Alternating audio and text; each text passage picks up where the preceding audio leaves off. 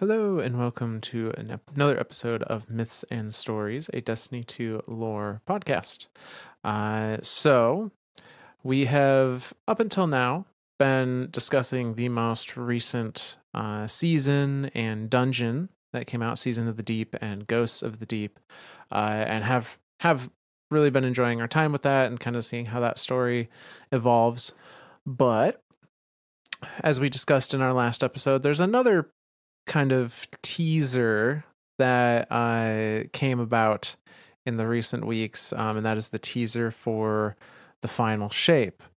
And in that teaser, a particular character is revealed, and it dawned on us that there's a decent amount of the population that plays the game or played and has fallen off, or whatever your circumstance may be, that don't actually know anything about who that is outside of perhaps the name. And so we thought this would be a good opportunity to really delve into who was Cayde-6 and why were they so beloved and still have an effect on some of the characters in game to this day. Because he's just downright dang old awesome, man. I mean, yeah, there, for sure. Whole episode done. Pack it up, go home. No, Cayde is definitely I don't know. He's so central to the Destiny universe, and he's still not. He like a lot of people may not even know who he is. Like we were thinking through this the other day of like different strikes and stuff. There are some strikes that still has his dialogue in it, as if he is leading that strike. So it is an odd thing for him not to be in the universe. But like we said, like the reveal trailer showed with Lightfall, like he's coming back. Mm-hmm. So, to me it's a two-part thing. One is all the juicy bits that we get to cover here in this podcast, which is the lore bits of the man they call Cayde-6. The other half of it is like the real life interactions of the voice actor Nathan Fillion for Cayde-6. So, and this is, I don't remember what articles or anything that this came from, but I do remember. I'm 99% sure that Bungie made this specific role specifically for Cayde. They made Cayde-6 for Nathan Fillion. Like that was always planned from the get-go, because of Nathan Fillion's role in the TV series Firefly and movie Serenity, which was very space cowboy. And that to me is what the Hunter is he is the ultimate space cowboy in the Destiny universe. They're very lone wolf. They have their own code, like they have their own kind of set of rules as hunters, and I don't want to say like their own morals and stuff like that, but the hunters are very, kind of they're like their own little gang within the Destiny universe. And like I said, Nathan Fillion, I feel like filled that role fantastically. He was, oh yeah, he very much knew how to pull off that space cowboy vibe, and I granted it's not full on acting, it is just voice acting for the game, but he definitely has that vibe about him and that charisma about him. And so when he did die, not Nathan Fillion, Cayde. When Cayde died, it was a huge loss to the Destiny community, and so then to see him coming back, that's a fantastic thing. Like he's absolutely my wife's favorite character. So yeah, she'll probably have these episodes on favorited and repeat for a while. Yeah, no, he's a really interesting character. I'm glad to see him come back. I've got my own kind of thoughts about that, but this isn't the place for it. I am excited to see Nathan Fillion reprise the role, absolutely, because he does do a fantastic job. Yeah. And so what we're going to be doing is we're going to do kind of the history of Cayde, the same way we've done with some other characters like Drifter or Eris or whatnot. And we're going to go from as far back as we can up to, his eventual death, and all the things that happened in between. And I hope that this will be a good introduction to this character for those that did not get the chance to experience him in game.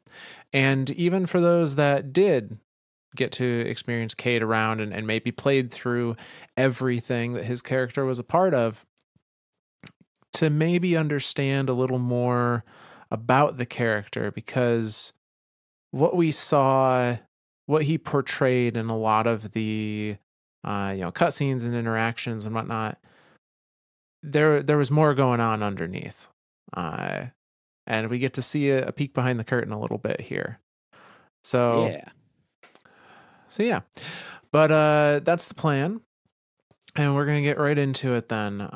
So we're going to be jumping around through a couple different source materials here. One that you're going to hear referenced a lot is called The Man They Call Cayde, which is a lore book that dropped with Forsaken. As well as a reference to Firefly. Yes. Yeah. There's an episode, if y'all didn't know, there's an episode in Firefly called The Man They Called Jane, which is all about Jane. So again, more credence led to that, like, this role was made as a space cowboy, and Nathan Fillion filled it beautifully. Yeah, so a lot of it's going to come from that. We're also going to see a few things come from a collection of items called Mementos from the Wild, which were pages that you picked up in Destiny 1 as you went around to hidden treasure chests that Cayde had stashed away in various places for a particular quest. And we're also going to be looking at the Taken King Collector's Edition lore book, which was essentially a journal of sorts from Cayde. And when I say journal of sorts, so what he did is he broke into the speaker's room, found the oldest book he could find, and then wrote journal entries over top of the text that was already there. That's I like it. That's a total. Yeah. Yeah, he would do that. Yeah. So we're going to see some of that as well. But most of this is going to be from a first person perspective. Most of this is written as either a journal entry or as a letter from Cayde to somebody else. So a lot of this is going to be in first person, which is a little different than some of the other stuff we've read, but I think it works really well for telling Cayde's story. Well, and I think it's I think his story being told this way, it's all him. Like, yeah, I don't feel like any part of this is some type of falsehood or like what we had with Eris Morn, where we don't really know her origins. We kind of have an idea. Yeah, we have a decent idea of like where she was born from Fenchurch's research, but then there's the Book to Power thing, or Truth to Power book that says, oh no, she was in, Golden Age Russia or whatever. Right. But with all this being a first person account, yeah, we can take this. I hesitate to say it, but we can pretty much take all this as the truth. Like, I don't feel like there'll be any falsehoods in this. I mean, not intentionally, at least. Okay. So yeah, we're gonna get right into it then. We're gonna start off with chapter 1 of The Man They Call Cayde. And it goes like this. All joking aside, maybe I've made some mistakes. Maybe some more recently than others. Hard to believe, I know, but maybe it's true. Maybe. Here's the thing about mistakes. You learn from them. Again, this is assuming the theoretical concept of me having made some mistakes is true. So yeah, maybe that's what I'm doing. Trying to learn from these very hypothetical slip-ups. Turning inward, they call it. They being Ikora. Eris calls it something different. Eris calls a lot of things something different. I miss her. But here I am stalling, buying time. This ain't easy for me. Thought it would be easy, I mean, or at least easier than this. Thought a lot of things would be easier. Hell, thought a lot of things about a lot of things. But maybe that's what makes me the person I am. Makes any of us part of humanity. All our big thoughts and big plans, hopes and dreams, and all that squishy nonsense. Okay, fine, look. If I'm playing at honesty, and I think that's what I'm doing here, maybe those hopes and dreams are all that really matter. Just not losing sight of them is the hard part. Life is full of those little distractions that fudge the edges, make those hopes and dreams a little blurrier. That's the power of maybes. I suppose the temptation of playing both ends against the middle. Maybe provide wiggle room. And I like my edges fudgy, and I love me some wiggle room. But I'm going to stay true to this whole rambling, Dear Diary, how do you do business. I guess what I'm saying is I'm sick of maybes. And if I'm a straight shooter, and I'm nothing if not, then I gotta shoot straight. And even when there ain't a gun in my hand. So let's keep this between me and you, okay? So here's the deal. My name is Cayde-6, and this is my story. And that's the end of chapter 1. Well, let's dive right in, baby. I love that it has that vibe to it that because that's very much Cade, like this like kind of like loose, play it by the seat of your pants. Yeah. Like I don't know, he's very he's I don't want to say he's like off the rails, but he's just he plays it loose. Like he doesn't really have a true set of he's not like what would you call that, chaotic neutral? Chaotic good, maybe. Like, he wants to do good. Yeah, I'd go with chaotic good. He just doesn't necessarily, like, if doing good means not following the rules, then he's okay with that. Yeah. Like I think of when I think of like Zavala, he's lawful good all day long. Yeah. Like that is the epitome of lawful good. I think Ikora could possibly be like lawful neutral. Because she like kind like I mean, who builds a Vex gate in the center of the city? Maybe that wasn't like the best of ideas, but whatever. So yeah, like Cade is very much I like that, chaotic good. Yeah, he'll get shit done, but it's gonna get weird. Yep. So we continue on with his story in chapter 2, titled Call. And it goes. Now, to be clear, the plan is to tell it like it is, but don't expect every little detail to play out. I'm going to hit the important stuff, sure, but what I'm really after here is a sense of me. Because once you understand me, you just might understand where I'm coming from. Why I do the things I do, and why I've done the things I've done. So, read between the lines if you have to. But, end of the day, everything that matters should be readily apparent. And if not, well, you're not paying attention. So here goes. Us Exos, we're haunted. Sounds ominous, I know, and maybe a bit of a stretch, but really, it's the best word. Kinda sets the stage in a way that the raw facts just don't. See, Guardians have all got past lives, but unless you returned with any definitive info on your person or in proximity, I'm looking at you, Bray, that past life, or lives, was or were wiped clean, gone, reborn in the light and all. You become what you become. Exos, though. We've got ghosts in our machines. Not capital G, open doors and no things ghosts. I mean, like, fragments of, I don't know, pieces of something that could be memory. Whatever it is, it's enough to give us a starting point to maybe, possibly, Imagine who we were before we became who we are. And then there's the dreams, but I ain't touching that with a 10-foot arc staff. Me, I'm one of the lucky few. The fudgy flashes of that old exo life weren't all I had to go on. See, the me that was in my life before my trusty capital G ghost found me kept journals, like mementos, fragments of my prior life that give me a baseline of who I was. The journals are personal, and I keep personal close to the chest.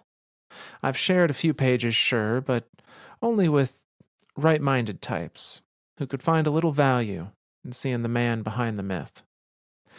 Yeah, myth, I said it. Who are we kidding? You've heard of me. Who hasn't? Point is, I don't make a show of personal business. First, because it's my fuel to burn. Second, because Big Blue ain't a big fan of his guardians poking around what they used to be. Something about duty and rules and not losing sight of why we were chosen.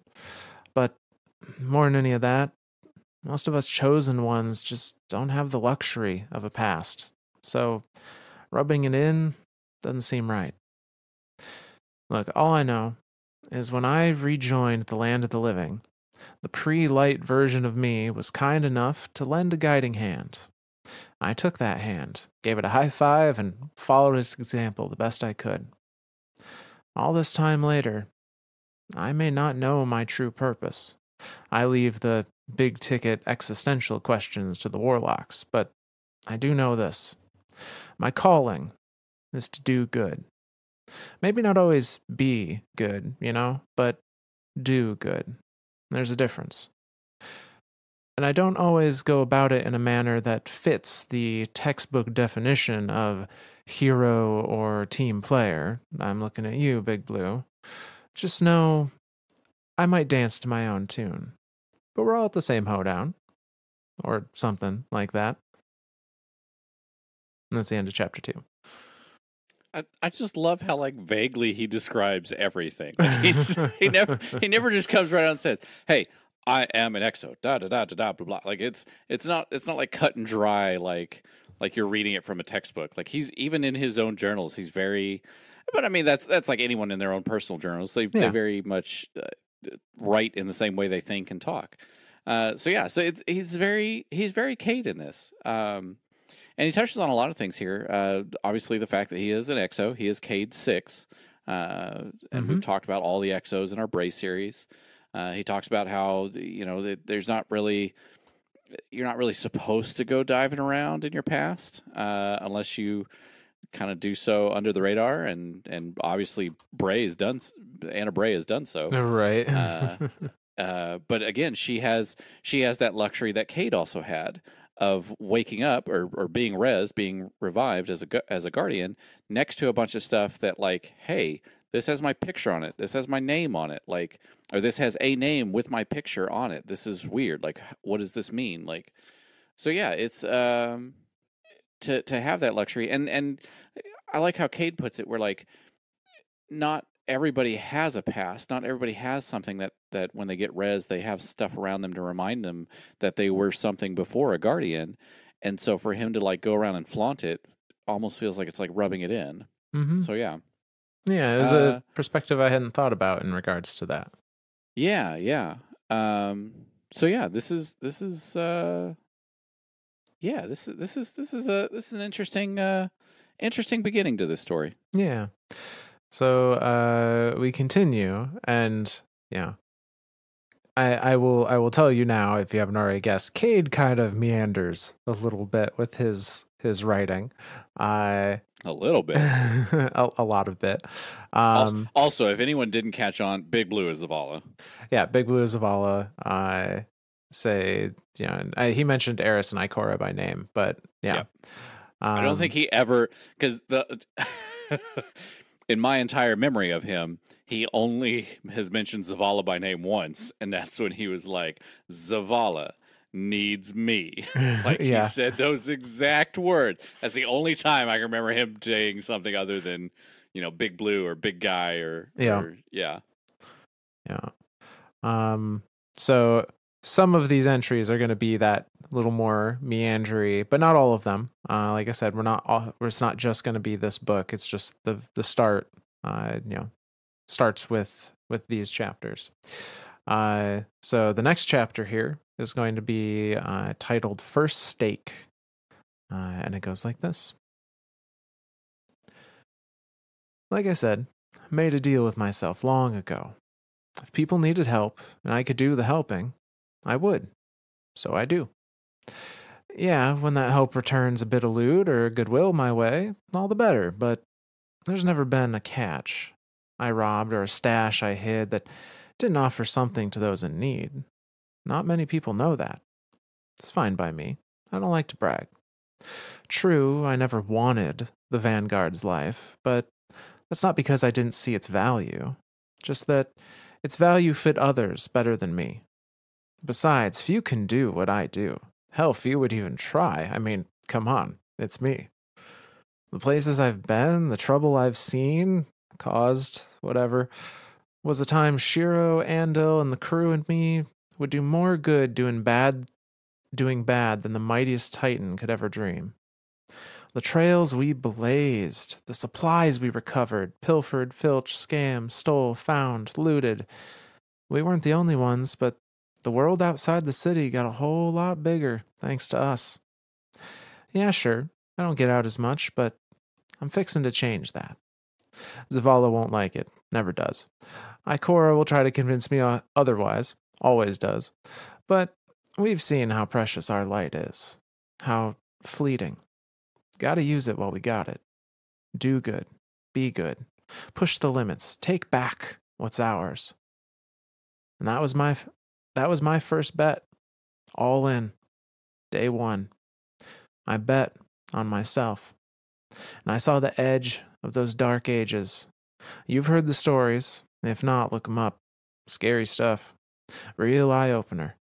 I've seen the city grow and fall and grow again stronger. I've seen the best of us and the worst. And I'll fight to ensure we stick around long enough to see that best turn to better and that worst fade to memory. So yeah, I'm a loudmouth and a braggart, and I'm quick with a blade and fast on the draw, and if you need it found, fought, killed, saved, or stashed for safekeeping, few can do it better. But in the end, I'm only good because he was good. I like to think I learned that from myself. That the notes left by the me that was before me set the stage. That 5 figured back in those dark days, that 6 might not turn out all that nice and end up a 7. So the former me wrote a roadmap to the version of him, or me, that would be a better man. So whatever hand I was dealt, when the bet was placed and it was time to call, no matter what, I had an ace and a queen up my sleeve, meaning I couldn't lose, meaning that the better man would always win. And that's the end of that one. I think that's an interesting concept too of knowing that as an exo you can get reset, you will get reset, and also kind of knowing like what does a reset mean.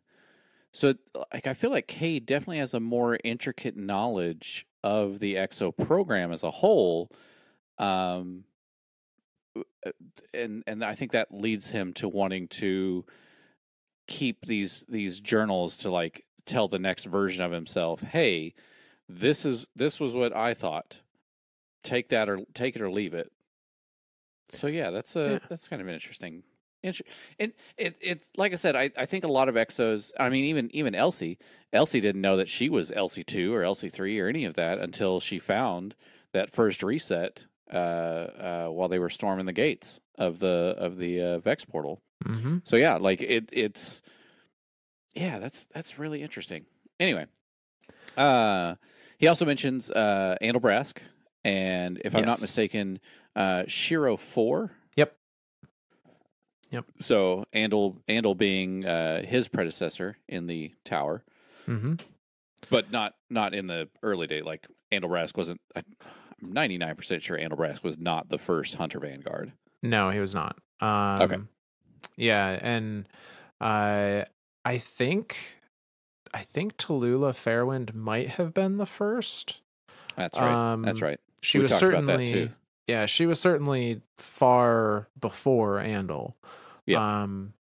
But Andal is definitely like his predecessor, and before he was Vanguard, what I would say one of his best friends. Oh yeah, yeah, for sure. And we're gonna be discussing the time that he had with Andal, pretty at length, later on. So in Shiro, if memory serves me, he was in the you actually can interact with him in the where was it at? The Iron Temple. Yeah, during Rise of Iron. Yeah, Rise of Iron and Age of Triumph. Yep. Shiro 4 was a vendor in the temple. Yep. Okay. Cool. Yeah. So as we said, Cayde is an exo, which also means he used to be human. And we can see what led up to him becoming an exo all the way back during the Golden Age. And we get the first couple hints as to what happened from the Taken King Collector's Edition lore book, which was a journal of Cayde's. And the entry from that, the first entry from that, says this. Floating in the black, I've been listening to nothing but my heart knocking for over 12 hours. EMU's low on air. I promise myself, this job is the last. Promise myself this time, I mean it. I feel the hull vibration through the station's thin metal skin. The airlock pump hisses. Long waits over. The Clovis Bray insignia is penciled next to this, by the way. Time to go to work. I'll spare you the gory details. But afterwards, fuming, Clovis Bray sends me a bill for the hull damage. My fault the target put up a blast wall between us. My fault things went wrong and we had to let our rifles do the talking. I tear the packet open. Tattered pieces of the envelope drift to the floor. Surprise, it's not just a bill. There's a job offer tucked in. Seems like Bray has been looking for someone like me, willing to forgive my debt and not just the orbital station. All of it. Suddenly, I ain't so mad anymore.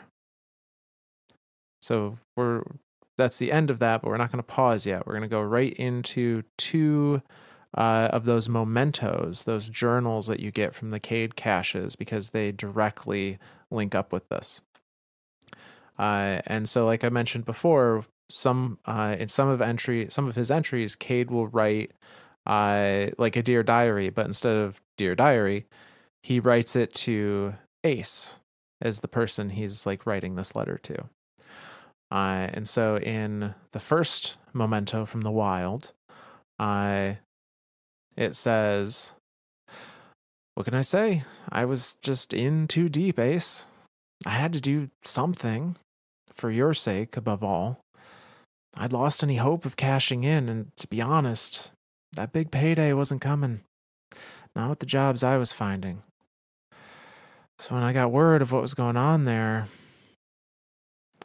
that's why I did what I did.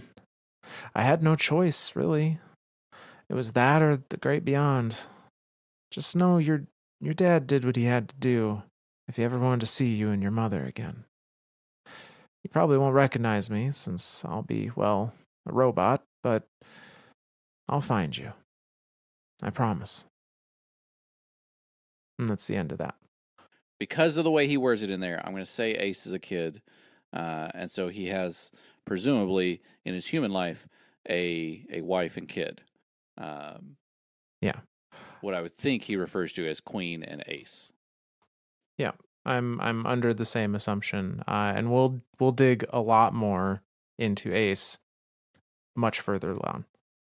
But it also sounds like from the first half of that entry, he does kind of like dirty work. He does what I would think, like CIA wet works. Like, Yeah, hard to say. He does apparently for Clovis. He does not great jobs. uh not from a quality standpoint, but just from like what the job entails. It's not something that someone's going to do unless they have no other choice. Yeah. So he's stuck in not the best of places. But yeah, so that was the Close Spray or the Taken King Collector's Edition in 2 mementos, technically 2 pages. I can't really give you any page numbers for those because they're all just called Memento of the Wild with different text. So, yeah. Diving into a Guardian's past is not exactly a science. but we get to see the very first job, quote unquote, that Cayde is given in his new robot form. And interestingly enough, it's a scene we have seen before from a different point of view. Interesting. So with that in mind, this is the Legacy's Oath helmet from the Deepstone Crypt raid. And it goes like this.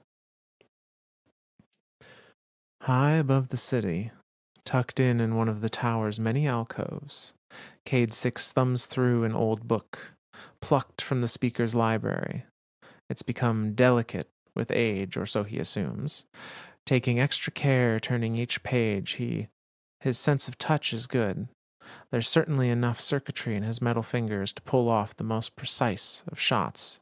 Even a hair trigger touch might rip the brittle paper. Cayde pauses on a page, and suddenly a gust of wind, surprisingly icy, nearly rips the book from his hands. Oh, to hell with this godforsaken ice cube, he shouts, almost falling from his perch. He steadies himself and inhales deeply.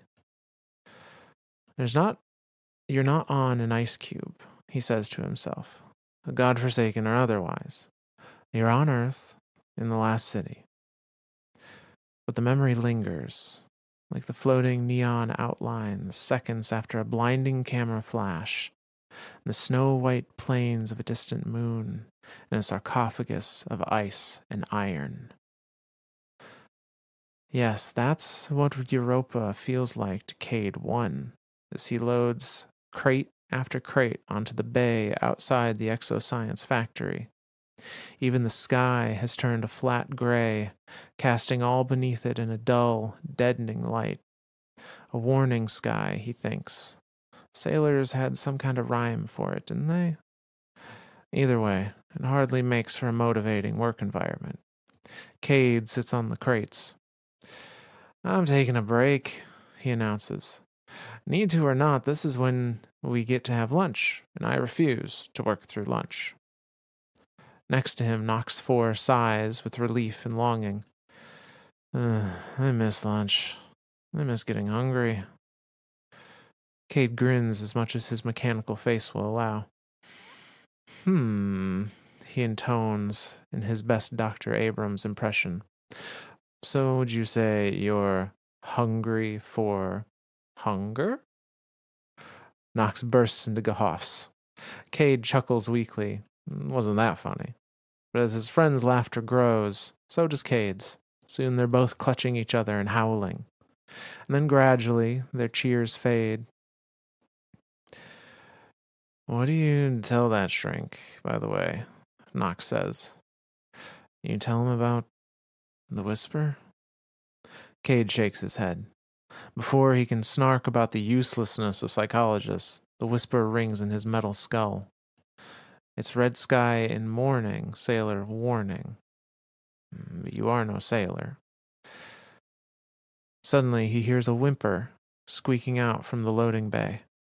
And a moment later, a short, snow-suited figure scrambles out, racing for the far end of the factory.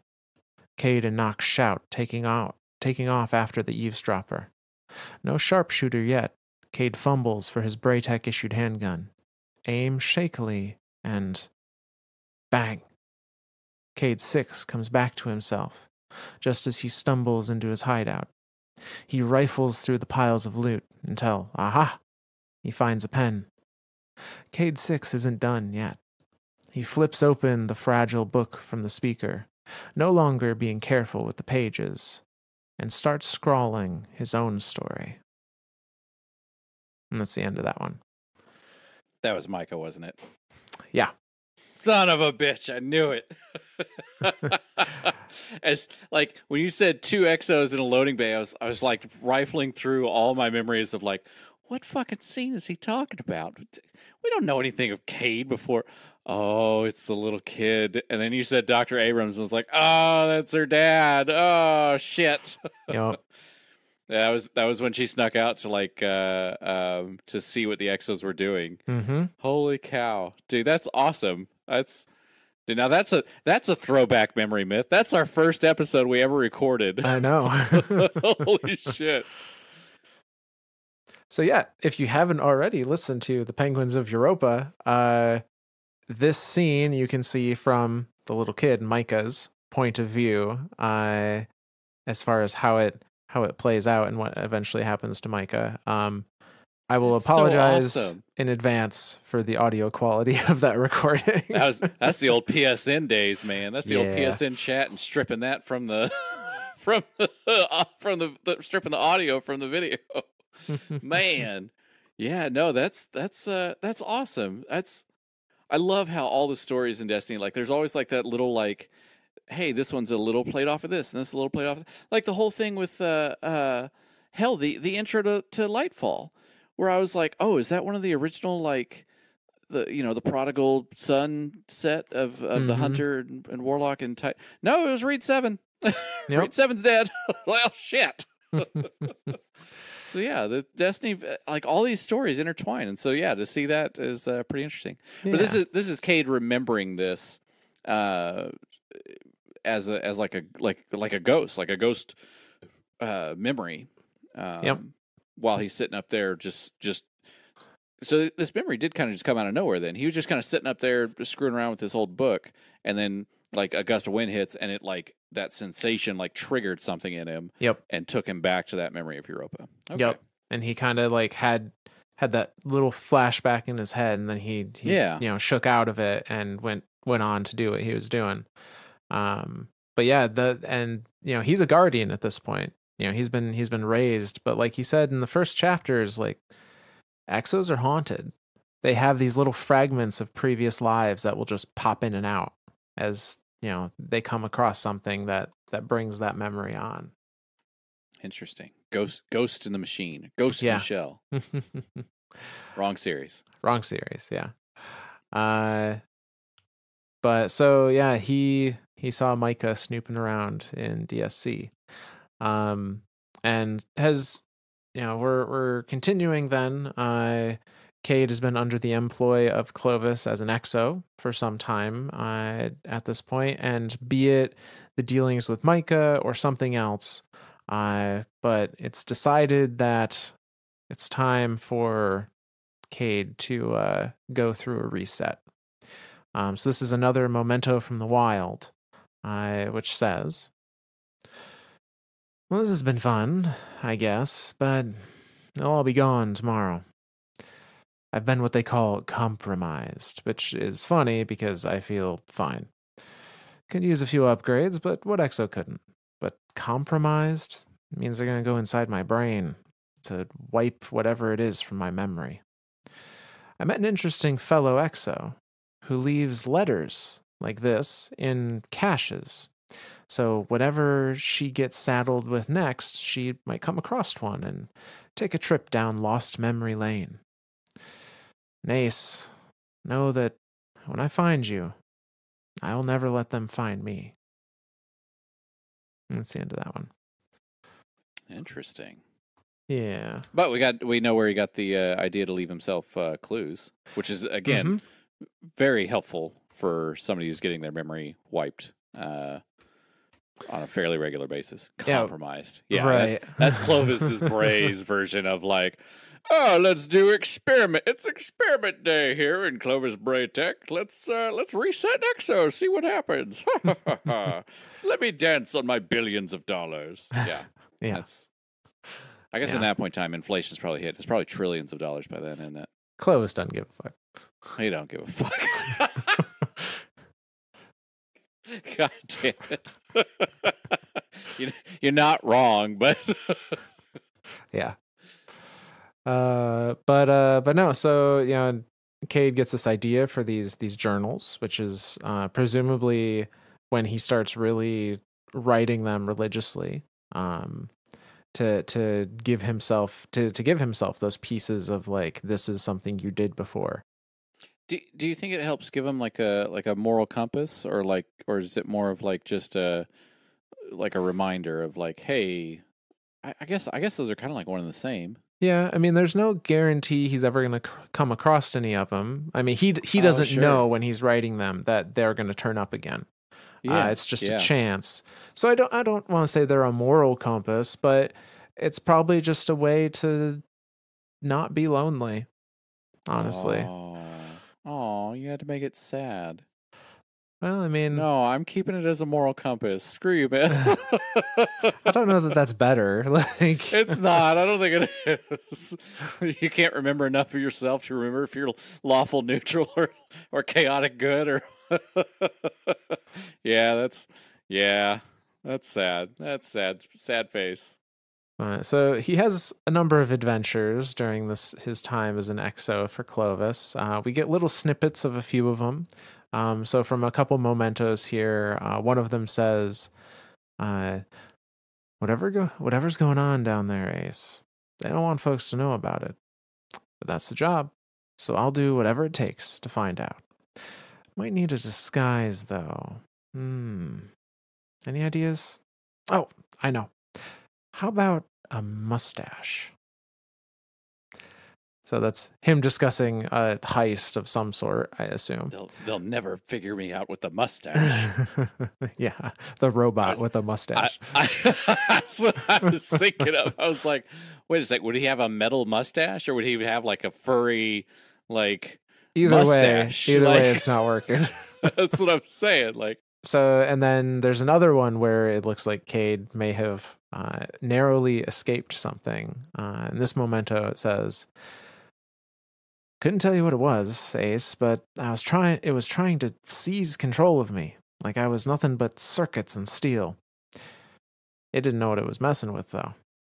I guess the moral of that story is never fall asleep near anything marked with that symbol again. And that's all we get from that one. I'm assuming that symbol being a Clovis Bray symbol or a like do not sit here symbol or something. Maybe. Yeah. Something tried to integrate with him like he was just a frame or something. Oh shit. What if it was a Vex? I mean, could be. I also thought maybe it was Clarity. Maybe he got too close to Clarity control. Oh yeah. Dude, okay, so he's really diving into Deep Stone. Potentially. Okay, all right. Because I mean, those are like the two like big secrets of Deep Stone is right. We have Bob building a Vex gate for us. Bob, do we decide if he was a hobgoblin or a goblin? He's a goblin. He's a goblin. So yeah, so he's getting close to stuff in Clovis Bray by going through these different heists. Obviously getting caught every once in a while. Yeah. But yeah, that's again that to me plays to that like space cowboy thing. Like you're like if you don't get caught a few times, you're not like a real cowboy, right? Like you gotta like live on that edge, live that little dangerous life there. So yeah. So eventually, it seems like either by happenstance or because Clovis is sick of his shit, he gets sent off-world somewhere else on a job. And so from this next memento, or next two mementos actually, we get this. Things are even weirder now, Ace. This is my 4th assignment, and kind of losing touch with what came before this whole EXO thing, and what's a leftover fragment from another tour. I knew this would have its kinks. I guess this is one of them. But you know me, I didn't bother reading the fine print or anything. But this Ishtar gig is pretty wild, even for a lughead like me. Get it, Ace? Lughead? Come on, I'm trying. I'll get some better jokes, I promise. But I knew I was here to secure some top secret thing in the jungle, but I saw it today. They dug up the remains of a technological civilization that actually predates humanity. Don't tell anyone I told you, or, could be Wipesville again. That's the end of the memento entries. Definitely talking about all the Vex stuff they pulled up on Ishtar. Yeah, and we get some further information about that from the Taken King Collector's Edition journal, where Cayde actually talks a little bit about his time there. So that journal entry says this. The coast is different, beautiful and unbroken and timeless. It teems with new life. Every big brain in the system has their sights on the academy. We were there for the Ahamkara, parasitic reptilian critters that appeared out of thin air. Inexplicable genome, new proteins, so much potential. And me, I'm there for her. Dr. Maya Sundaresh. She's poured into the research on the brink of another breakthrough, focused on devouring every new data point. Brilliant, driven, beautiful. I can see her so clearly. Dark hair split into smoothed, shimmering strands, fanning over her forehead. Gray irises blooming as she looks up from her work to see me standing there beside. No, she doesn't know me at all. Doesn't even recognize my face, even though I've been standing over her shoulder for months now. Nothing more than a fixture, a required imposition, an unwanted necessity. I'm no egghead, never was, just like now. Back then, I was on a need-to-know basis, and the only thing I needed to know is that nothing and nobody gets through that door and past me without at least 3 layers of security clearance and a whole lot of muscle. Still, I think about saying something, saying anything. In a second, my mind rifles through a trillion possibilities, but she's already turned back to her work. I shuffle my feet, straighten my back, and return to mine. And that's the end of that one. Sounds like somebody's got a little something for a little Maya Sundaresh. Maybe Too just bad a bit. Maya Sundaresh is spoken for. Yeah, I don't know if she was married at this point, but she definitely is by the time she gets to Niamuna. So Yeah. So that's, and again, not to kind of like jump off the rails of Cayde, but digging up this ancient civilization, it's, I want to say either this week's or last week's, one of the little recordings that you get from the Veil. What would you call that mission, Myth? The one where you just kind of go up into the Veil and you just decrypt the stuff. Yeah, the archive decryption mission, I guess. Sure. Yeah. Yeah. One of the entries talks about how like the Vex inserted themselves into Neptune's history the way they did on Venus. So I guess we're starting to understand a little bit more. It's interesting that this text or that entry from that made me think this entry made me think of that dialogue from this week about how Vex are even here and what all they're studying at the Ishtar Collective. One of it being Vex, is that the Vex actually inserted themselves into Venus's history, and that's how they're there now. Or at least that's how they got there, pre-Golden Age and all that. Yeah. So he's obviously top secret mission from Clovis, because Clovis hates Maya Sundaresh and vice versa. there is a lore entry. Well, she tells him to go fuck himself. I Yes. still love that. I absolutely love that. That is a canon lore entry in game. It's awesome. Thank you, Maya. You're the best. So yeah, like he's either there to steal intel or possibly Maya herself or whatever. But it seems like he's just kind of undercover and working as Maya's personal bodyguard. Yeah. I don't think anybody's going to get past him unless they have like a secret mustache or something. Right. That might fool him. I don't know. Oh. But studying more than just the Vex, though. Also studying there to try to steal an Ahamkara. Apparently, yeah. What the hell, bro?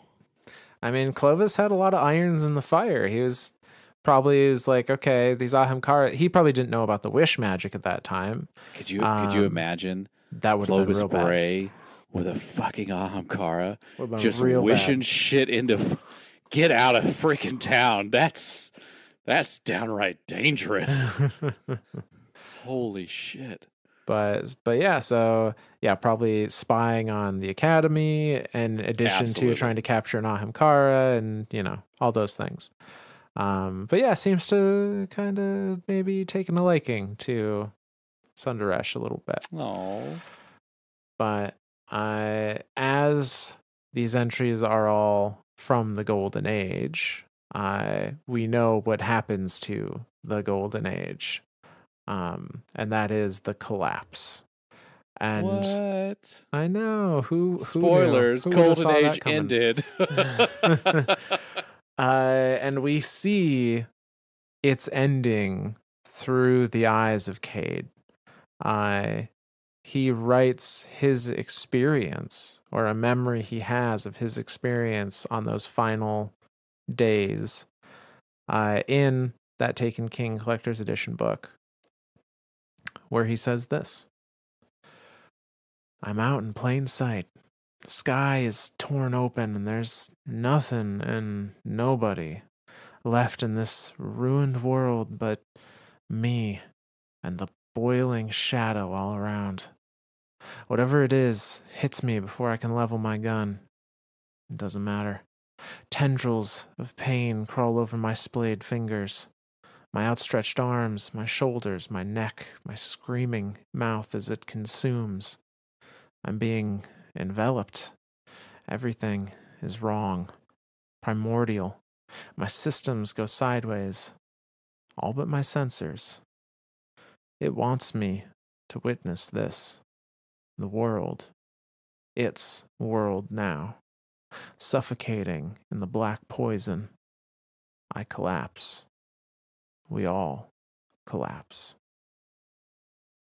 And that's the end of that one. Darkness technically won. Yeah. They've beaten us before.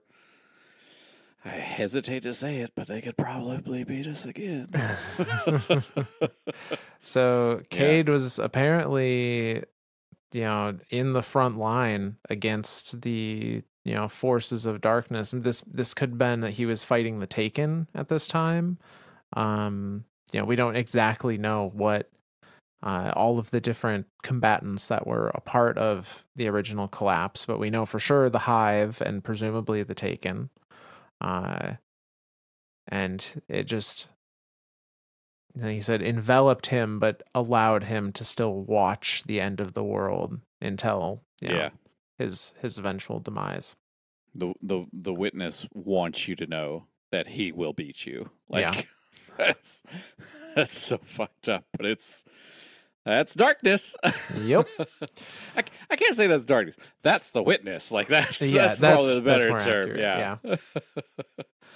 But we also know that although the collapse happened and Cayde's original life comes to a close, we also know that he comes back as a guardian.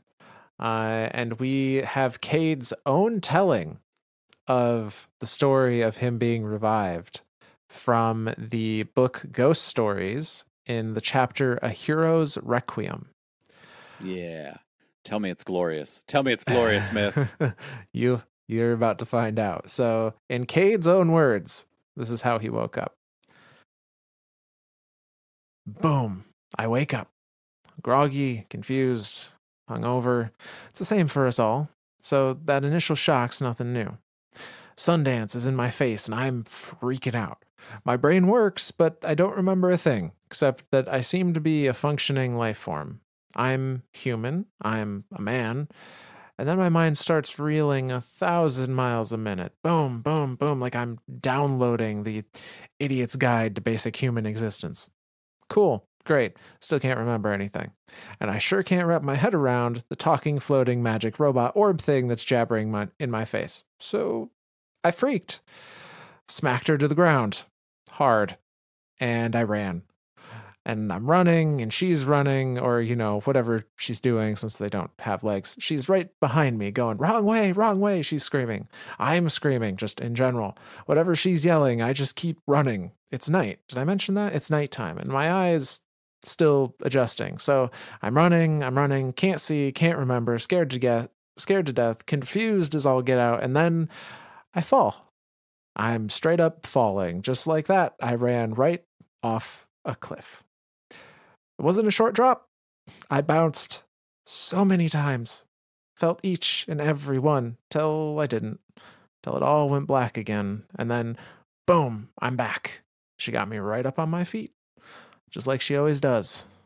And that, my friends, was the start of a beautiful relationship. And that's the end of that. You have no idea how hard it is to stop myself from laughing. Holy shit. Bam, I'm awake. Bam, what the fuck are you? What the fuck is that? Slap. Oh shit, get the hell out of here. Oh, why is it dark? Why does my brain not work? What are you? Oh shit, I'm falling. What in the actual hell? So that is Cayde's glorious revival as a guardian. It's something. I don't know about glorious. It's something. What the hell are you? What the hell is this? Get the fuck away from me. Run. Like, that's... Oh, my God. Definitely a reaction. Like, yeah.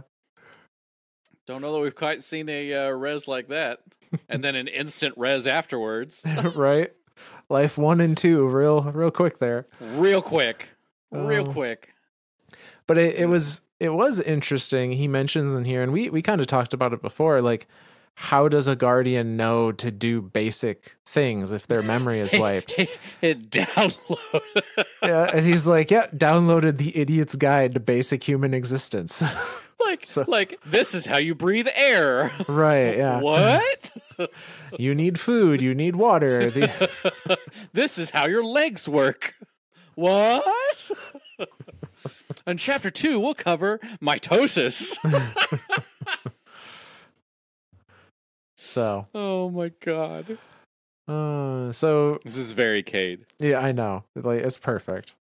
But so Cayde is resurrected. He is now a risen, not a guardian technically, at this point in time. But I was going to ask, what is this? Is this Dark Age? Is this pre-Dark Age? Like very new to very close to the collapse res? His res, from what he said before, he was on the edge of the Dark Age, which I think he means like right before the City Age. So okay. I think warlords were still around, but it was probably close to the end of the warlord era for the most part. But yeah, so now, once he establishes that Sundance, his ghost, is a good thing and, starts to figure himself out. As well as gravity. He goes wandering. He has a bunch of questions about what the heck is going on. And he starts, going wherever he can to figure out answers to those questions. And one of the places he ends up is the reef. And so we get a couple more memento pages here of Cayde writing a journal that say this. Here's the skinny, Ace. Never trust the Awoken. The reef type, at least. The ones back on Earth, they're okay. But if you ever find yourself washed up in the reef, keep your distance. They play by a whole other set of rules, like they want to be untrusted. And whatever you do not stare into their eyes. But I was there because I thought the reef would hold some answers for me. They've got some kind of queen out there who knows things, but getting to her is proving to be quite the jaunt. She's got me chasing Vex all across the system looking for something called the Vault of Glass. What do you say, Ace? You ever heard of it? And that's the end of those entries. I've heard of it. I know where it is. And those are absolutely freaking dragons flying around in the opening scene. You can't tell me otherwise, Myth. I mean, I refuse to believe Bungie. well, that sounds like a you problem. That is a me problem. But yeah, so he already is quite the adventurous beginnings. He's being a hunter. He's wandering. He's finding answers. This is the most huntery thing ever. Like, you want to know what it's like to be a hunter? There you go. Done. Yeah. Not really a lot of mystery to hunters. Like, warlocks are kind of like, we got the Praxic Order, we got the Thanatonauts, we got the Hidden, we got all sorts of shit. Hunters are just there. They're just curious as shit. They're just out pushing. They're pushing back the edges of the wild to try and understand and know everything. They're just like cats. They are just like, oh my god, they're just like cats. When they want attention, they'll come let you know, and then when they're done with your attention, they'll just leave. Hunters are cats. It all checks out. Oh my god. So, regardless, he's out there exploring, and eventually does come upon the city and other hunters, and a particular set of hunters at that. One that is led by Andal Brask. And so we're going to return now to the man they call Cayde lore book for a number of entries here discussing Andal Brask and what they did and what the outcome was. So this one is the chapter titled Fold, and it goes like this. Ever heard of Andal Brask? You should have. One of the old heroes, before Black Gardens and Hive Gods and that cabal-shaped mess we just cleaned up. Yeah, he was something. Hunter part of the Vanguard before yours truly, but more importantly, he was my friend. Brother, even. Andal and I used to run with one heck of a crew. This was before he got himself roped into fire teaming up with the top brass. But oh, we were legendary. Ran scouting parties looking for survivors to lead back cityside, mapped lost sites where old tech or supplies might still be worth salvaging, hunted plenty of fallen. Never an easy task, especially in the early days. And by early days, I mean my early days. A lot of Guardians been around longer than me, but even if my newborn knew life, the city had a lot of growing up to do. And as Guardians had a hell of a lot to learn. Trouble is, we only ever seem to learn the hard way. The Red War, that time Crota woke up cranky and slapped around more Guardians than I can count. Twilight Gap and all that happened before my time. The Iron Lords and their tussle with Siva, 6 fronts. And those are just the headline grabbers. So many lessons learned. So many lives lost. But in truth, I've always felt it's the day-to-day struggles where we learn the most about the world. About ourselves. Being inside the city walls, sure, we're reminded of what we're fighting for, but outside the walls, it puts a face to all we've lost. It puts a reality to how far we've fallen. Abandoned roads, crumbling cities, rust and ruin, ruin and rust. But if the city gives us a reason to fight for the now, those old dead places, they always give me hope for tomorrow. Rusted, broken skeleton or not, if you squint, you can see all we were, all we still can be. And that's why, when Andal left the road and joined the vanguard, me and the crew hoped he'd get the others, Osiris, Zavala, even the speaker, to see what we saw. The city was a refuge, yeah, but if we hid too long, let all we'd lost get picked apart by pirates and warmongers, then we'd really lose our humanity. And that's the end of that one. So Cade very much, he likes that. I don't want to say mystery, but I guess he likes the history. He likes having that ideal to stick to, like the idea of humanity, and remembering why we are doing what we're doing. That to me is very much what Cade. I don't know if that what drives him or not, but it feels like that's what drives him, wanting to keep humanity human. Yeah, kinda. So yeah. So, we continue with the next chapter entitled Flop. These are all card terms, by the way. Pretty sure they're all poker related. Yep.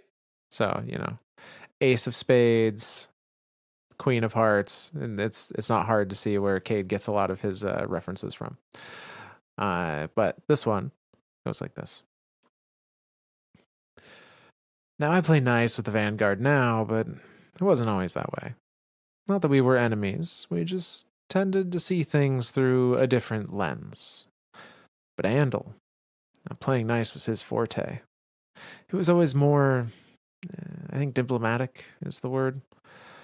Our big play back in the day was get the Vanguard to loosen their leash. Let us explore, let us lead a new era of expansion, and the riches of the system would be ours. Ours as in everybody's, of course, though we'd get our cut, of course.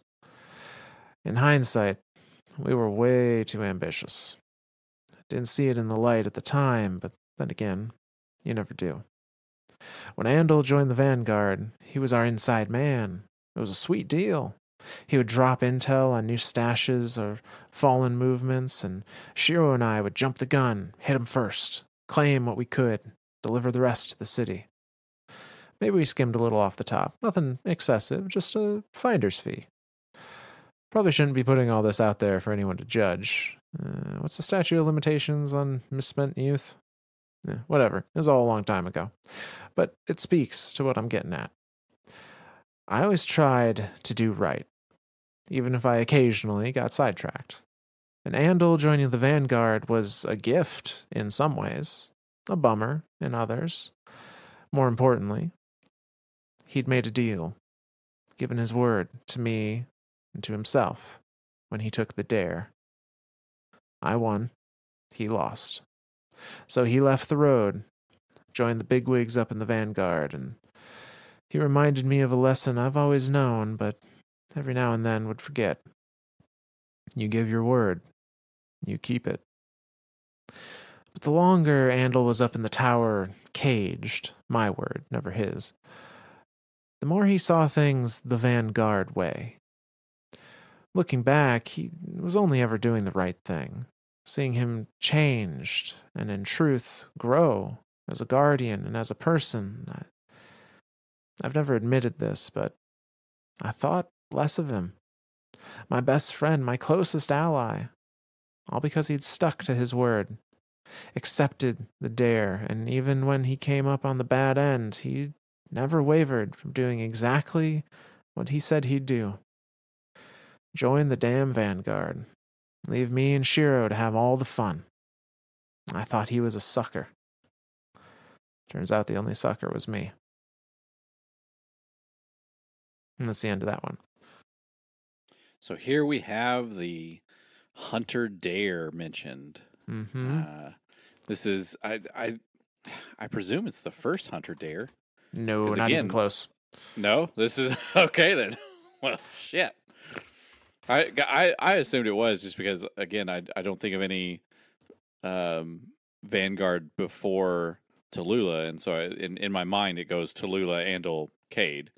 Um, but yeah, so what? So let's throw up a question. What is the Hunter Dare, and what does it entail? Yeah, so we actually have uh, some a little entry on this from a quest called Cade's Challenge, and the flavor text on that quest is Zavala explaining the dare. Now, So how the hell did Cayde get Zavala, Big Blue, to write that down? well, this is what Zavala says. He says, "It is true that finding a hunter representative to the Vanguard has always been difficult. Their independent point of view is not something we can survive without, though. And so over the years, we've had hunter mentors come and go. That is, of course, what the dare is for." Now, Cayde is also going to explain the dare a little later on here. Actually, in the very next entry. But in short, no hunter wants to be stuck in the tower. Like, Yeah, it's all yeah, cagey and shit. It's all diplomats. It's no right. exploration. It's no wilding out and the edges of space and pushing the boundaries of everything. It's boring. It's paperwork. It's meetings and blah. Yeah. No hunter wants that. Yeah, it's hunters want to be out there in the in the edges of the map discovering what's new. And you can't do that from the tower. Like a kitty cat. Sure.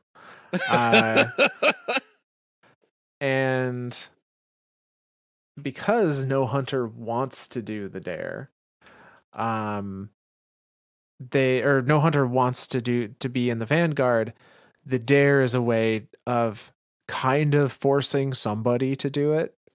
That's Uh absolutely what it is.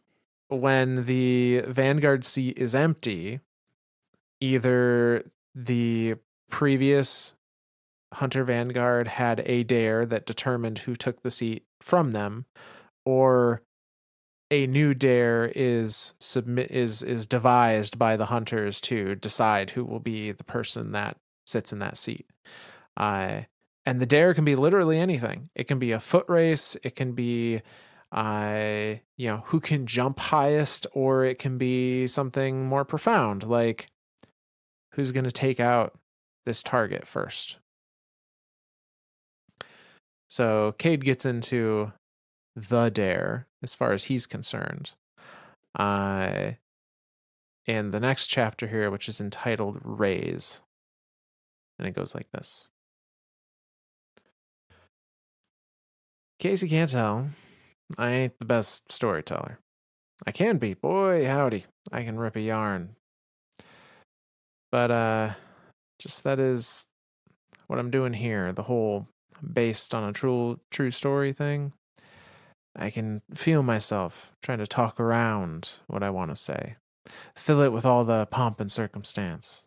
I'm trying, though, fighting my better angels to get to what I need to say.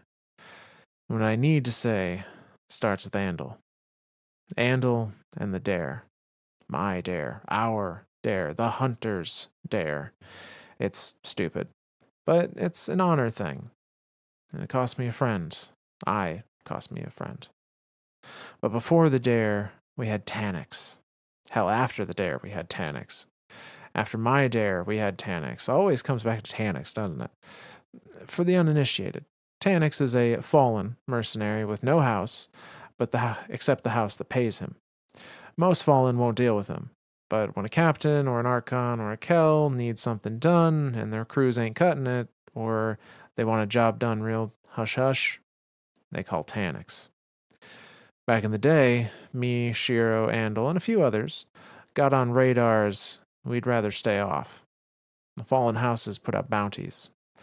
A lot of glimmer on our heads, a lot of ether. Tannix took the gig. Only, we didn't know. There'd been stories of a renegade fallen dropping bodies, but nothing ever concrete, so we just brushed him off as more of the same. Nothing we couldn't handle, even on an off day. I mean, we were all aware the fallen were dangerous, big time threat each day, every day. But a solitary fallen boogeyman, free of house, cutting down guardians? Yeah, right. Until, yeah, right, was standing in front of us. First impression, he was a big boy, bad attitude. Second impression, he was standing over the body of Nian Ru. I didn't know her well, but we'd done a few runs. That day was supposed to be an in and out kind of run, but then Tannix. Nian never got back up. And Shiro's boy Lush lost his ghost. Full on return to light. Gone and done. The whole scene was a blur. Lost our haul and hauled our butts out of there. Still not sure how we lost Tannix and his boys, just lucky we did. Of course, ditching that troublemaker wasn't the end. Shiro and I got back, filled Andal in on what went down, and as soon as we found him. This was before he was a vanguard. He'd been running a second grab on a cache out west. Wasn't back till the next night. We told him about Nian. Lush was freaking out about his ghost. Couldn't blame him. Still can't. But then we did the dumb thing. We got cocky. And that's the end of that one. Name 5 Destiny bosses. Tannix. All right, well, that's on me. Pretty much. I still love that meme. That's one of my favorites. Frickin' Tannix, man. If it's a hunter thing, it's Tannix. God dang Tannix. Yeah. Tannix is Tannix. Tannix. He's they describe him here. He's a houseless would he be a captain then? Well, he's houseless, so it doesn't. Oh, so it doesn't even he doesn't matter. really Like have a yeah, rank. he has no rank. Yeah. A houseless fallen then. That all the other Kells, all the other houses are like, hey, we need some wet works done. Where's Tannix? And sends him on his way. And apparently he's really good at his job. He's got this lush guardian who is no longer a guardian. Or I guess he could still be a guardian. He's a lightless guardian. Yeah. Freaking out, understandably. And got another dead one underneath him. And so, yeah, I don't blame Cayde for hauling ass out of there. So they get the heck out of Dodge. They find Andal, tell him what happened. But then they're a little too full of themselves to really understand the danger, it sounds like. And so we go to the next chapter here called Turn. And this one goes like this. Tannix didn't announce himself, didn't say a word, just laughed a few times, and then tried like hell to kill us all. But we knew it was him. Stories matched, you know? Which meant the boogeyman had a face. The boogeyman was real. We could hunt real. We could track real. We could kill real. Andal had said something like, the hunter that is about to become the hunted at the hands of the hunters he hunted. I know, don't laugh. I didn't. He was a great guy, even if his humor was a bit forced. Seems like a nice way to put it, but he wasn't wrong. Lush wanted to join up. Little payback for his little light, but we nixed that. Loved the kid, but no ghost meant no way. Poor fella died his final death less than a cycle later. Went on a solo run. Didn't tell anyone. Never came back. Shiro used to spin stories about him, though. Still does. Like he's still out there, living a life we only dream of. Traveling unknown roads, digging up untold treasures. My favorite is the one about the Rat King. How Lush joins up with the folk tale, and together they fight the wars we don't see. It's just fantasy, but I like it. It's the kind of bedtime story I used to tell Ace as he was fighting off sleep when he was here. But he's not here. Neither is Lush. Neither is Andal. Someday neither will I. We didn't have a Hunter Vanguard back then. What with Kaku Swift River finally being declared dead after 2 years MIA, and his dare nowhere to be found. Speaker said it was on the rest of the hunters to figure it out. That first night back, Andal and I were up late. Not a new thing. He drank, I drank, he got tanked, I'm a robot. And we made the pact. Dare issued and accepted. See, there was that one opening on the Vanguard, a hunter slot. We both wanted Taniks. Only one would get the killing blow and the glory. And the loser had to hang him up and lock themselves away in a tower. Leave the lonely roads to the real dealers. We both laughed. Wow. I wish I could hear him laugh again. Just once. Funny, all the cool kids leave the party too soon. And that's the end of that chapter. Ain't that the truth? That's why I was always the last one there. Ha ha ha ha ha ha ha. Yeah. I think it's. I'm assuming there will be a telling of exactly what happened. But yeah, Andal. Andal may or may not have lost. Yes. Yes. Well, I mean, the loser became the Vanguard, and we know Andal was the Vanguard for a time. So there you go. Spoilers. But no, so we they've gone 2 years at this point without a Hunter Vanguard, which tells me it's not uncommon, or at least not unprecedented, for there to be gaps of time with no spot filled for the Hunter Vanguard. I was going to say that's kind of what we're sitting at right now. There is no Hunter Vanguard right now. Everyone was like, "Oh, it's going to be Crow. Wouldn't that be a kick in the face?" And then it was just like, "Nope, nobody." Not to say there won't be at some point, but currently no one's officially filled that spot. So, although Crow has a couple times said like he has sent his hunters to go scout XYZ in different dialogues. Yeah. But so the next one here diverges a little bit. It's a mild meander. So I'm going to read this one and the next one. So this is going to be River and Showdown, which are both chapters from the same book. And it goes like this.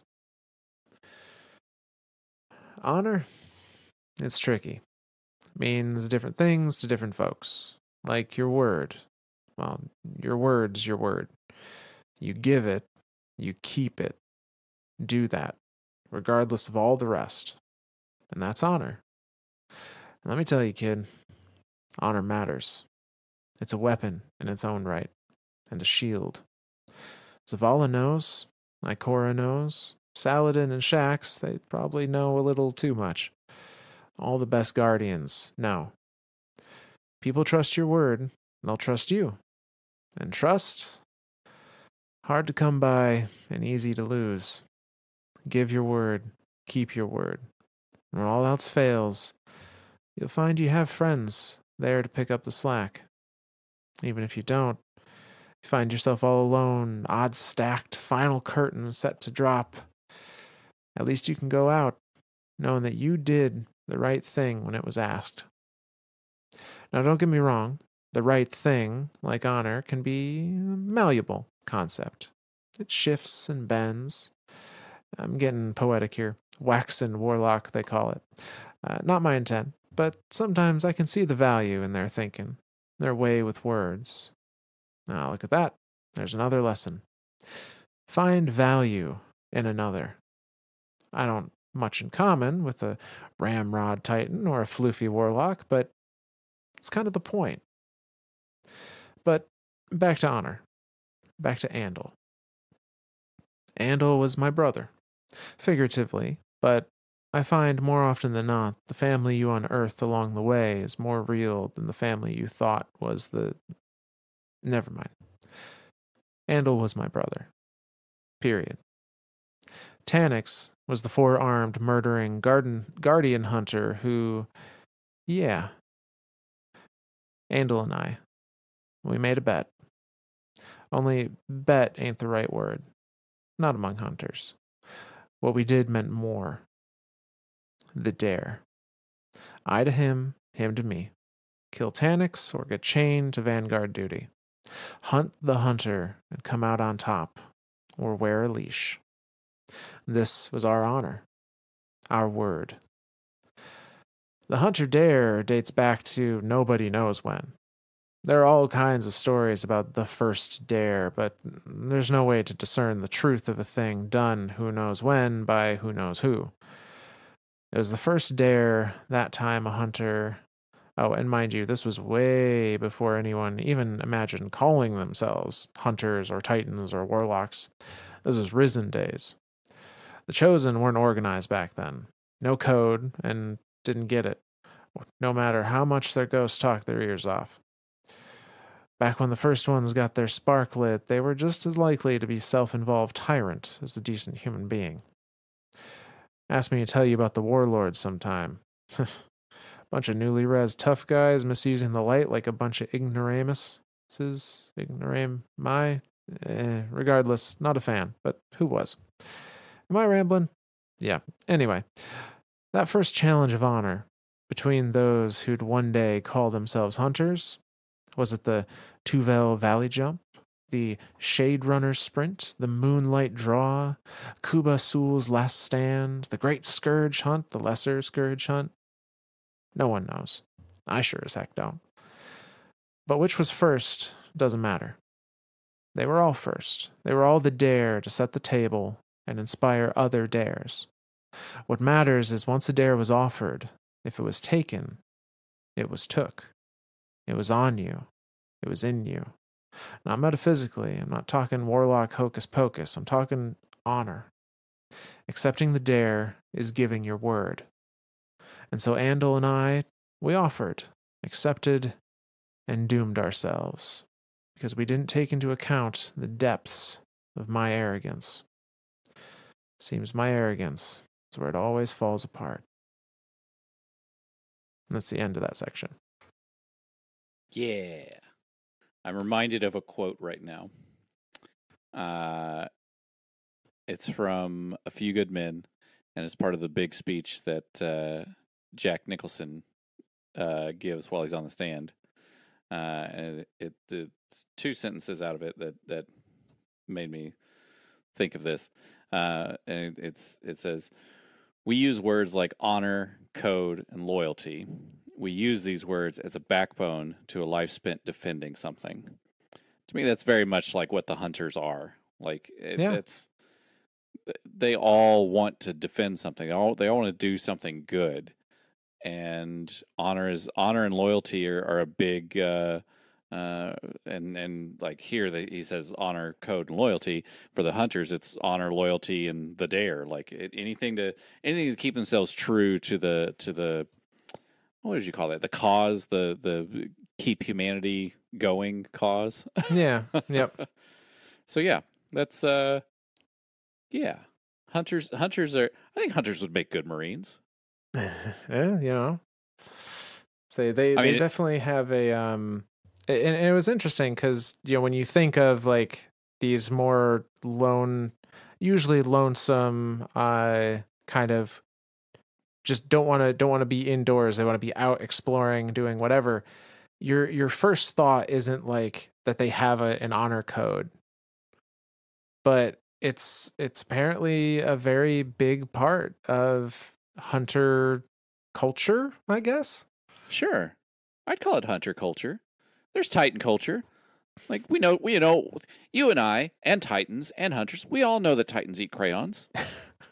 That's just part of their culture. Yeah, that and punching things. Yeah, exactly. See, that's it. We know warlocks can't keep their nose out of a book. That's just warlock culture. hunters are like cats and Marines. Wow. So we see the outcome of this dare in the next chapter, which is titled Winner Take All. And it goes like this. Cayde-6 was a pain. Turns out that wasn't the real problem, though it was high on the list at the time. The real problem, the freak's still a pain. He ain't no guardian, but the dude's been dead not more times than I can track. Died twice by my hand alone. Second time, I even looked to deliver some insurance, but he was hauled off by his goons before I could add more lead to the collection I'd deposited in his chest and neck and gut and head. But that second time, it doesn't matter. I mean, it does, sure, but the important bit here is the first go around. When Andal and I made our bet, that wasn't a bet, but really a dare. The dare. We were eager and ready to track Cayde-6 and hit him with some payback. I had the good luck of finding Cayde-6 first. He had the good luck to kill him, too. Or so I thought. So we all thought. What followed was a party. Osiris even showed up. He and the speaker had sent Saint 14 after Cayde-6 as well, and maybe Saintie's one hell of a titan, but we're hunters. No way we're losing a kill. Looking back, I wish maybe we had. Andal kept his word. Joined the Vanguard. I tried to talk him out of it. We'd had the dare in a compromised state. Shiro and I had just been roughed up, Neon was gone, Lush was broken. Emotions were high, alcohol was flowing. Andal wasn't buying it.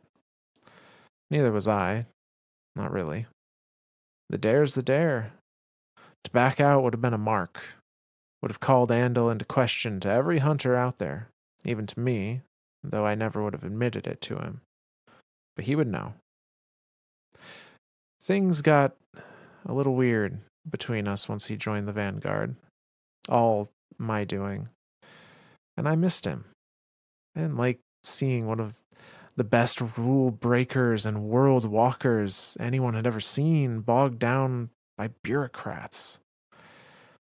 But the weirdness passed, and brothers don't stay mad at brothers. It's just the way it is. As we settled into our new normal, the good times started to roll. They kept on rolling, too. For a while, anyway. And that's the end of that entry. Oh, there you go.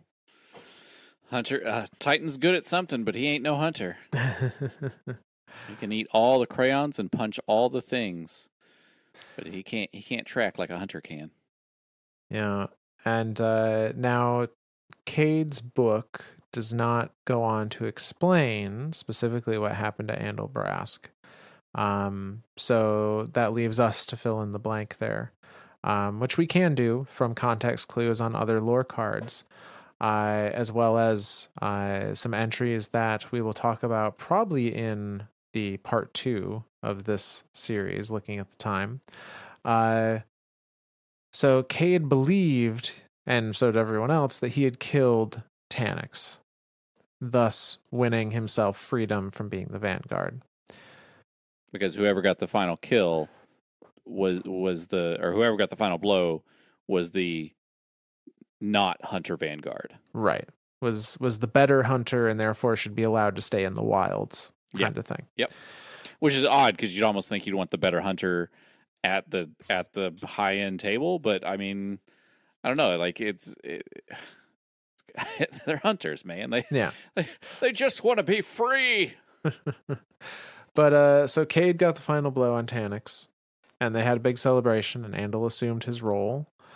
And it worked. They talked about in earlier entries, like they would get info before other people and give him opportunity to act on it and, steal stuff back for the city and all that.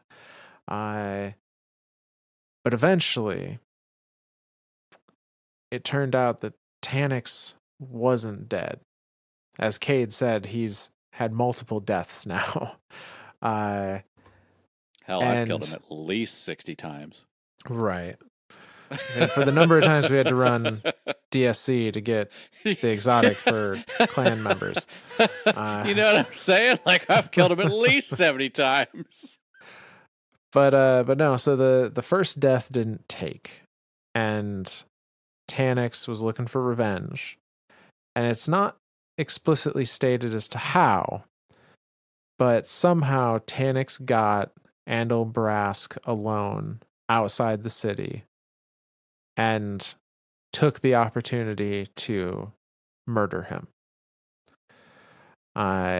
Final death, Ghost and Andal both down for good. And Cayde was the one that discovered them.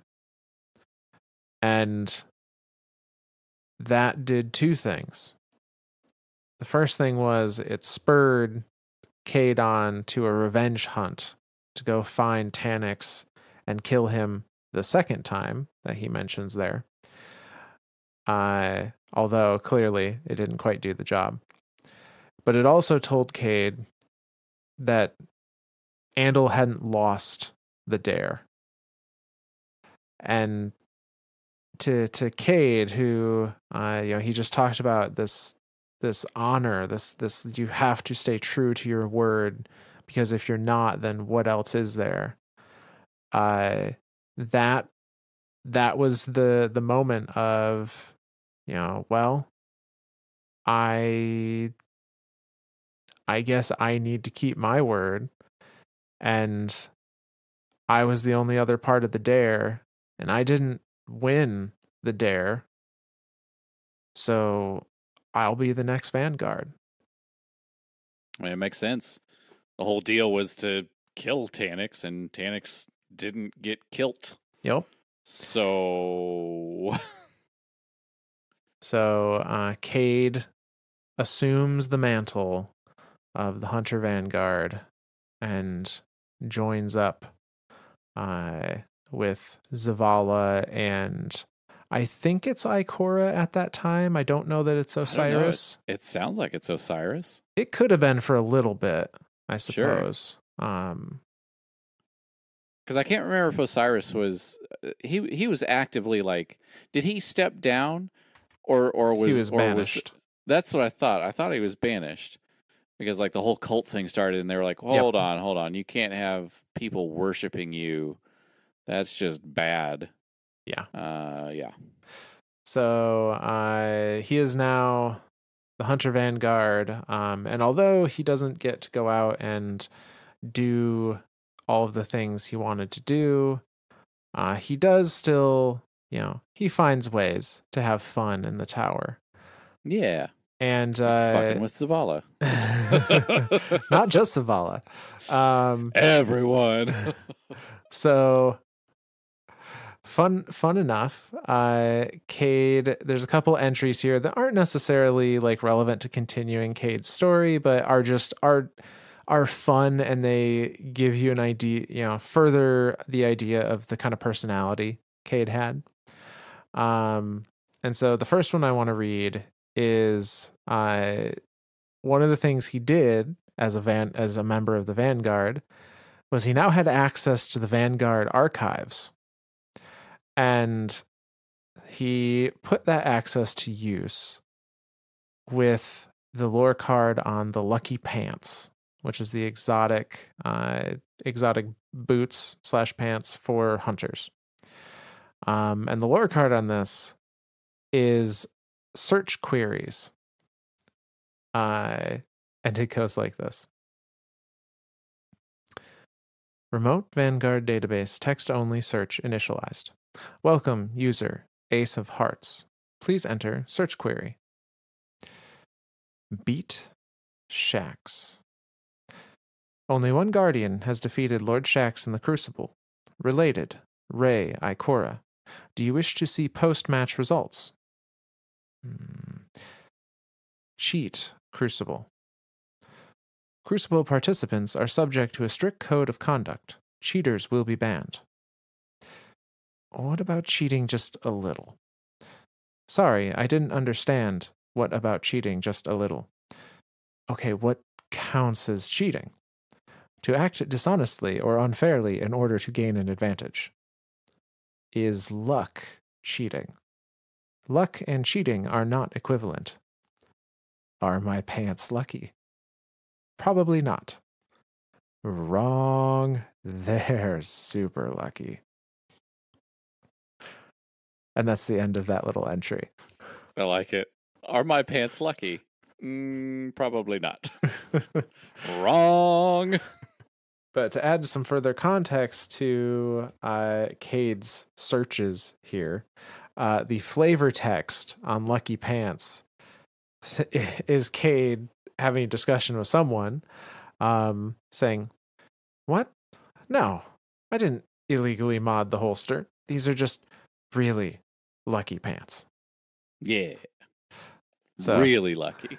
He's finding that line in the crucible of what Shaxx will let him get away with. Yeah. So another kind of fun one is off the ship Never Live It Down, which is talking about a group of guardians called the Kentark-3, which have their own story, actually, that we're not going to be touching on here. But it's a meeting between the members of the Vanguard about the Kentark-3. And it's just, again, gives some of Cayde's personality. So this one goes like this. Zavala. He's late. Ikora. Zavala. Again. Cayde has his methods. His habits, you mean.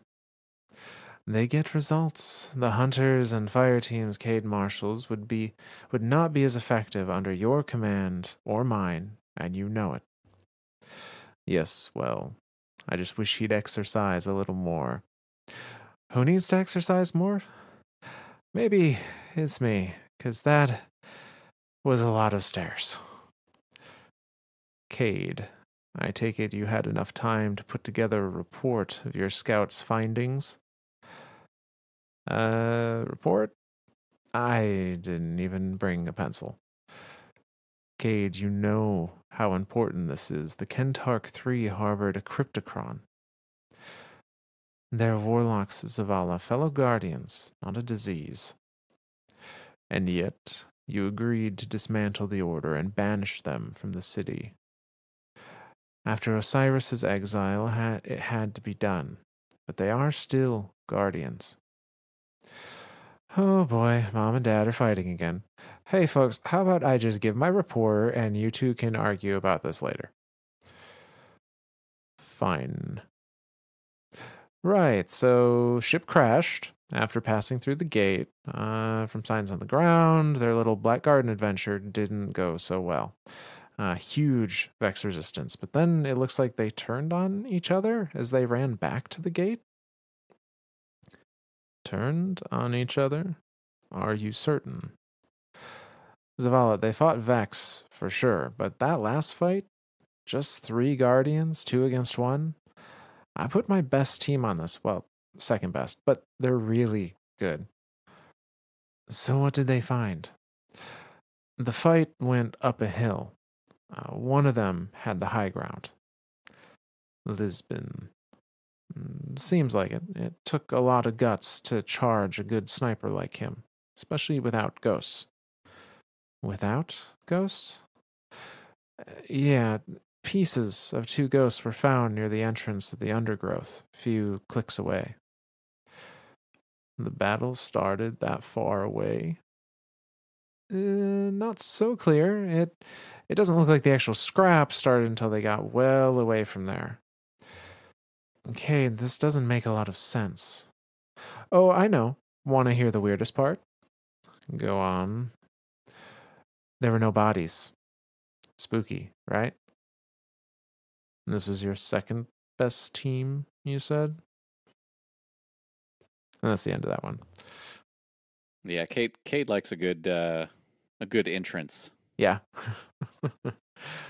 So yeah, Cayde, even in these kind of more tense situations, is still very much a like, you know, Mom and Dad are fighting. Can you just stop so I can do my thing and get out of here, and then you can go back to fighting? Yep. Like that's just his personality very much. Very Cayde. So the final one that I'm going to read tonight actually kicks off our story, the story of the Guardian. VIP 2014. Yeah, because Cayde is a member of the Vanguard when our Guardian is first resurrected in Destiny 1. And we get quite a few orders from him, technically, for the various strikes we go on and missions and whatnot. And in fact, when you're first resurrected as a Guardian, you go through a couple missions on the Cosmodrome that you come across the Hive, and that's where you get the the infamous "that wizards from the moon" mission. Yep. And the fact that Hive are in the Cosmodrome at that point in Destiny's story was a big deal. And so you come back to the tower with that information, and you end up talking to Cayde to report that you've seen this Hive threat on Earth. And Cayde sends you off to the moon. And so it's the flavor text for the mission, though, is kind of fun. So it's short, but it's Cayde saying to our Guardian about this situation. We always feared the Hive would rise again, harbingers of the darkness to come. Their presence on Earth demands that we strike their stronghold on the moon, the last place that we found them. Now, a lot of Guardians never come back, especially the new ones. Wait, are you new? Oh, well, I'm sure you'll make it. And that's the end of the flavor text. Awkward. Yeah. Awkward. Yeah. But so we have, we go through the events of the main vanilla Destiny 1, leading up to the Taken King, where Cayde takes a central role in a few things again. And we will be picking up there in part 2. Yeah. Psst, Guardian, take me with you. I love that. That was one of his idle chats. Like if you went and stood next to him in the tower in D1, he'd just whisper that to you. So yeah, that's Cayde. He just wants out of the cage. All right. Well, let's do some shout outs then. Yep. So I say we've got 2 shout outs for tonight. The first is coming to us from a Benjamin who says, just got to say, I've recently discovered your podcast and absolutely love it. Once a month, I have to do a drive that's 3 hours there and 3 hours back. And this is all I listen to in the car now. Please don't ever stop. Best from London, Benji. Oh, so thank you. Yeah. I love that we've global, definitely international. Yeah. I mean, that's cool. It's a long ways away from us. It's kind of surreal to think that other countries are listening, but that's super cool. So I'm glad we can give you, something to eat up that car ride, because those are not fun. I don't know that my brother's been to London. I've stopped in the Ireland airport. Does that count? It depends on how technical you want to get. Yeah, it's a different island, so I don't know that that's. Yeah, no, I don't know that I've ever been to London. Technically, I've never been to Germany either, but I've stopped in the airport, or Spain, stopped in the airport. Or Turkey. Stopped in a lot of airports. It's a long flight from Iraq and Kuwait to the United States. So yeah you got to stop somewhere to refuel before you jump across the Atlantic. But yes, absolutely. Thank you. We love hearing all the kind words everyone says. Yeah. So last shout out for this episode comes to us from a Logan, who says, "Been listening to you guys for a couple months now, usually while working night shifts, and have made my way through most of your series, as well as eagerly listening to whatever's new that week. Really looking forward to your guys' next episode." So thank you. Yeah. I had to work nights a few times. Tis not fun. Yeah, no, I did. The worst part is like I'd have to work the next morning at the same place, because usually the night shift that I would have to work was because the night shift called in sick, and it's for whatever reason, since I was the closest one that lived to the store, it was like, hey, you can cover this shift, right? You have nothing to do, and I'm like, I'm the only married person with kids at this job. Maybe find someone else. But sure, I suppose I could cover a shift or two. I do it really grumpily though. But yeah, thank you. And I know how those long shifts go. Yeah. No, I'm glad we can make those a little more enjoyable for you. So, but yeah, so a little bit of housekeeping, and we'll put a post up as well. But currently, as far as scheduling of the next couple episodes, we will likely have the episode after this one. I will be part 2. It may be a little lighter on the editing, just in the nature of getting it out on time, and that is just because I am going to have some real life events that are not something I can skip out on to record. But yeah, so needless to say, we're going to be taking a week break. That will be the week of the 19th that there will not be an episode. Or excuse me, that will be the week of we won't be recording the week of the 19th, so there will not be an episode on the week of the 26th.